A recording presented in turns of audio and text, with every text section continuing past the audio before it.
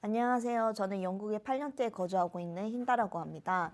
저는 각각 다른 회사 두 군데에서 비자를 스폰받고 지금은 영주권을 받아서 영국에 거주 중입니다. 그런데 인터넷을 보면 영국 취업 비자를 받는 컨텐츠는 많은데 영국 취업 비자를 받고 난 뒤에 어떻게 되는지에 대한 컨텐츠가 많이 없더라고요. 그래서 오늘은 영국 취업 비자의 현실에 대해서 솔직히 말해보고자 합니다. 그런데 영상을 확인하기 전에 두 가지 주의사항이 있는데요. 일단 첫 번째는 비자 문제 같은 경우에는 계속 실시간으로 바뀌고 중요한 법적 문제이기 때문에 꼭 본인이 실시간 정보를 체크해 보시고 가능하면 변호사랑 상담해 보시길 바랍니다. 그리고 두 번째는 제가 있는 직종이 마케팅이거든요. 그런데 이런 연봉 조건이 마케팅은 다른 전문직, 뭐 변호사나 아니면은 의사, 아니면 특히 파이낸스 쪽이랑 비교해서 조금 많이 낮아요. 그래서 이렇게 전문직을 가지신 분들은 약간 공감하기 어렵다는 점 미리 알려드리고 시작을 하겠습니다. 그런데 이런 현실을 얘기하기 전에 2025년에 영국 취업 비자 조건이 많이 바뀌었거든요. 그래서 그거에 대해서 먼저 얘기를 해보려고 합니다. 그래서 비용이랑 되게 여러 가지들이 바뀌었는데 일단 첫 번째로 가장 중요한 지원 연봉 조건에 대해서 말을 해보려고 합니다. 그래서 연봉 조건에는 두 가지 종류가 있는데 하나는 기본 조건. 그래서 이거는 무조건 맞춰야 하는 기준인데 이거는 그 연봉 기준이 41,700파운드예요. 그리고 두 번째는 going rate라고 해가지고 그런 그 직업의 종류에 따라서 부여되는 코드가 있거든요. 그래서 이 코드마다 그 각각 요구하는 연봉 조건이 다릅니다. 그래서 이렇게 두 가지 연봉 조건이 있는데 이 중에서 높은 것에 맞추셔야 합니다. 그래서 일단 기본적인 연봉 조건을 얘기를 하자면 일단 기본적으로 맞춰야 하는 연봉 조건은 41,700파운드인데 이게 하나로 치면은 8천만 원 정도입니다. 제가 처음에 그 비자를 받을 때만 해도 지금 환율로 치면은 6천만 원이 약간 안 되는 돈이었거든요. 그래서 지금 보면은 조건이 많이 오른 거를 볼 수 있습니다. 그래서 두 번째로 고잉 레이트를 얘기해 보자면 마케팅에서는 두 가지 잡코드를 대표적으로 쓰거든요. 그래서 첫 번째는 약간 사원급이 쓸 수 있는 그런 조건인데 여기에 고잉 레이트를 보면은 33,400파운드로 돼 있어요. 그런데 이 고잉 레이트이 아까 기본적인 그런 조건보다 더 낮죠. 그러면은 아까 41,700파운드에 맞춰야 된다는 소리예요. 그런데 여기서 보면은 마케팅 매니저 관련한 잡코드에 필요한 연봉은 5만 100파운드예요. 그러면은 그 아까 스탠다드 레이시랑 비교했을 때 5만 파운드가 더 높죠. 그러면은 5만 파운드 연봉에 맞춰야지 취업 비자를 받을 수 있다는 얘기입니다. 그래서 제가 처음에 이 정보를 들었을 때는 저는 약간 조금 너무 놀랐거든요. 왜냐면 이제 영국 워홀을 와가지고 이분들이 사무직 직업을 찾고 그리고 열심히 경력을 쌓아서 연봉 협상을 해도 마케팅에서는 사실 2년 경력으로는 사실 이 정도 연봉에 도달할 수가 없거든요. 그래서 이제 거의 신입들의 그런 취업기를 이제 완전 끊어놓는구나라고 생각을 했는데 제가 좀 더 찾아보니까 신입분들이 쓸 수 있는 루트들이 조금 있더라고요. 그래서 그거에 대해서 얘기를 해보자면 그래서 만약에 나이가 26세 이하이시거나 영국의 소재에 있는 대학에서 공부를 하셨으면은 약간 이 최소 연봉 조건을 할인해줘요. 그래서 조건이 33,400파운드 정도로 조금 낮아지거든요. 그래서 제가 볼 때는 이제 비자 조건이 이제 바뀌었으니까 여러분이 전략을 세우셔야 할 거 아니에요. 그래서 만약에 여러분의 목표가 영국에 신입으로 와서 경력을 쌓으시는 거면은 저 같으면 졸업을 하고 바로 영국에 와가지고 워홀로 2년 경력을 쌓고 그 다음에 취업 비자를 노리는 게 확률이 가장 높을 것 같고 그리고 경력직 중에 26세 이상이신 분은 그냥 처음부터 그 41,700파운드 연봉 조건을 맞추실 수 있게 조금 경력을 많이 쌓고 영국에 오시는 것을 추천드립니다. 그래서 일반적인 그 마케팅 연봉 테이블에 대해서 얘기를 하자면 보통은 일반적으로 좀 낮은 곳은 24,000파운드에서 시작을 하고 좀 괜찮은 곳에서는 28,000파운드 정도로 시작을 해요. 그래서 보통은 아까 4만 파운드 정도 연봉을 받으려면은 경력을 한 3년 이상은 쌓으셔야지 4만 파운드 이상은 받으실 수 있거든요.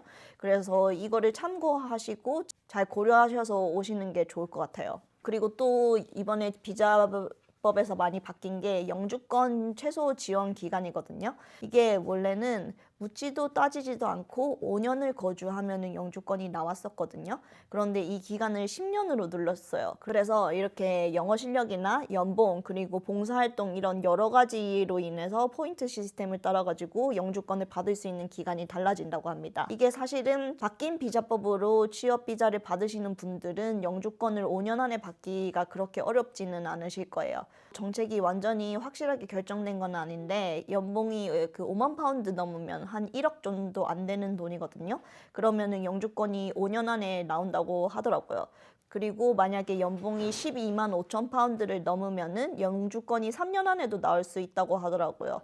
그래서 이렇게 굳이 이런 바뀐 비자법에 대해서 언급하는 이유는 영국이 이민자 수가 최고치를 찍었거든요. 불법 이민자나 아니면은 합법 이민자 둘 다. 그래서 어떤 경로로 오는 이민자든지 그런 수를 낮추려고 영국 정부에서 엄청 정책을 바꾸고 있어요. 그래서 나라 자체에서 이렇게 이민자를 줄이려고 계속 정책을 바꾸면은 전체 사회가 반이민 정서로 나갈 수도 있거든요.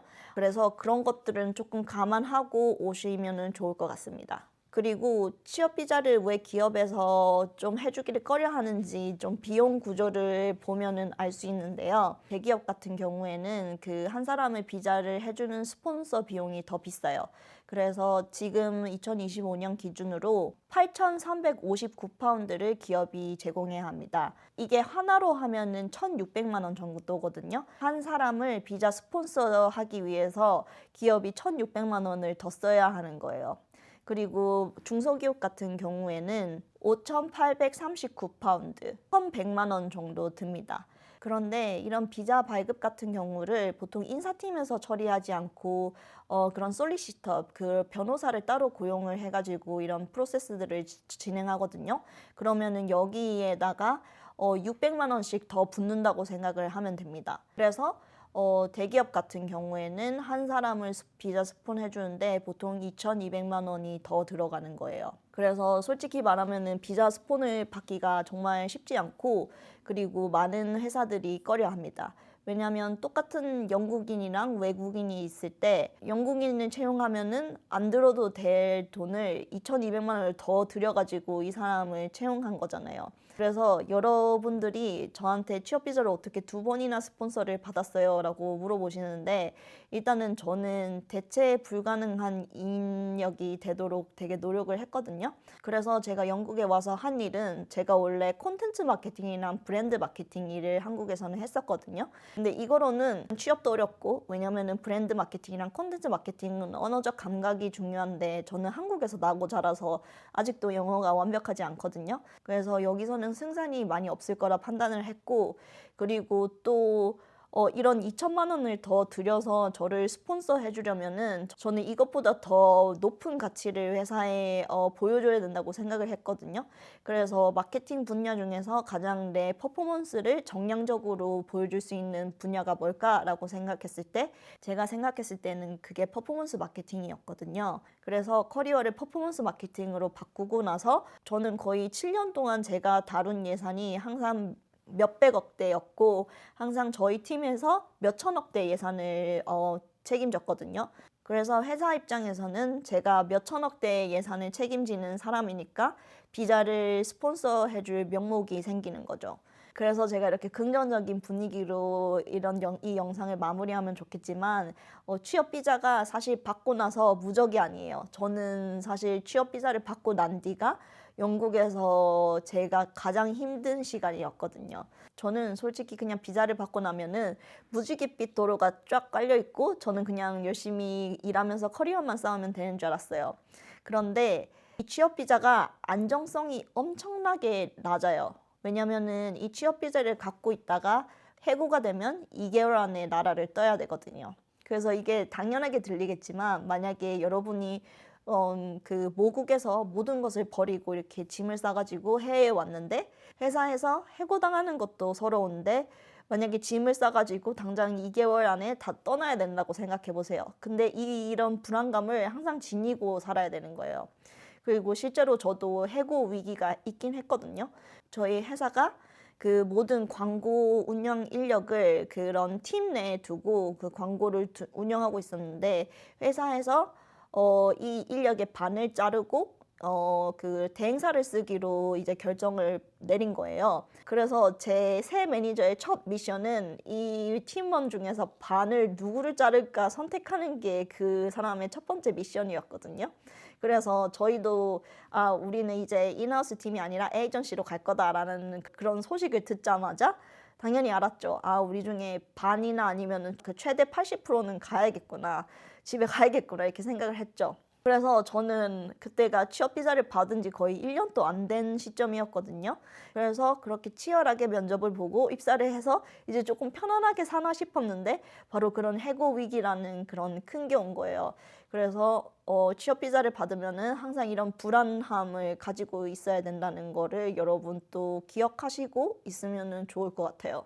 그리고 두 번째로는 여러분 커리어 발전 속도가 영국인에 비해서 훨씬 느려져요. 해외에서 연봉을 빨리 올리고 제일 빨리 승진하는 방법은 바로 이직이에요. 그래서 이직을 하면은 보통은 연봉이 20~30%씩 막 찔 수도 있거든요.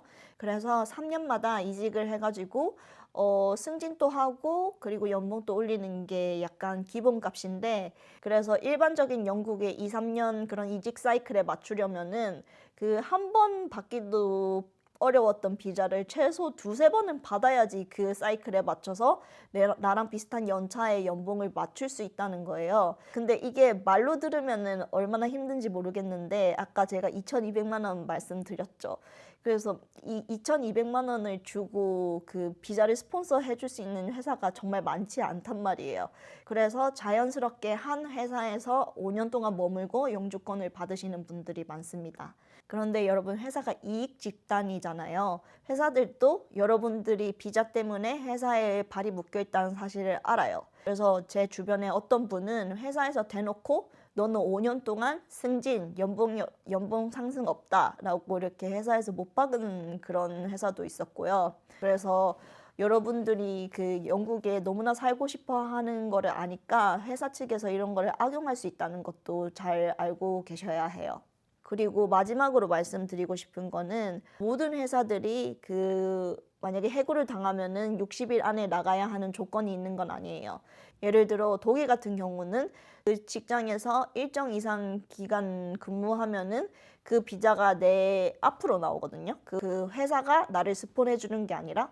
그래서 제가 정확한 기간은 모르겠는데 챗GPT한테 물어보세요. 아마 1~2년 있으면은 다른 회사로 자유롭게 이직을 할 수 있는 걸로 알고 있어요. 그래서 나는 꼭 영국이 아니어도 된다. 그냥 해외에서 일해보고 싶다라고 하시는 분들은 다른 나라의 취업 비자랑 영국의 취업 비자랑 비교를 해보고 좀 더 나에게 유리한 나라로 가시면 좋을 것 같아요.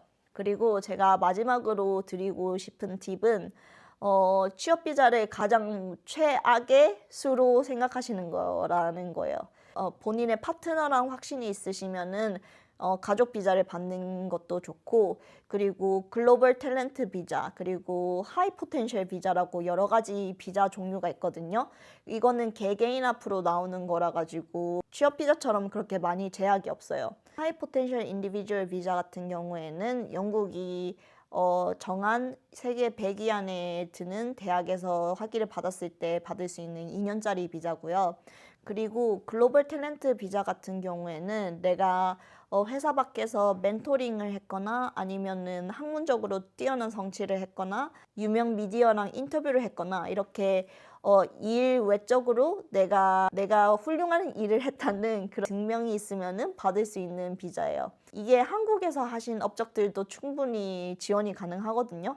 그래서 제가 만약에 한국에 있었다면 저는 글로벌 탤런트 비자를 받기 위해서 정말 최선을 다해서 그동안 필요한 스펙을 쌓고 지원을 해서 붙었을 때 영국에 올 거예요. 사실 이게 개인 앞으로 나오는 비자라서 내가 여기 와서 사업을 해도 상관없고 그리고 또 직장도 마음대로 옮길 수 있거든요.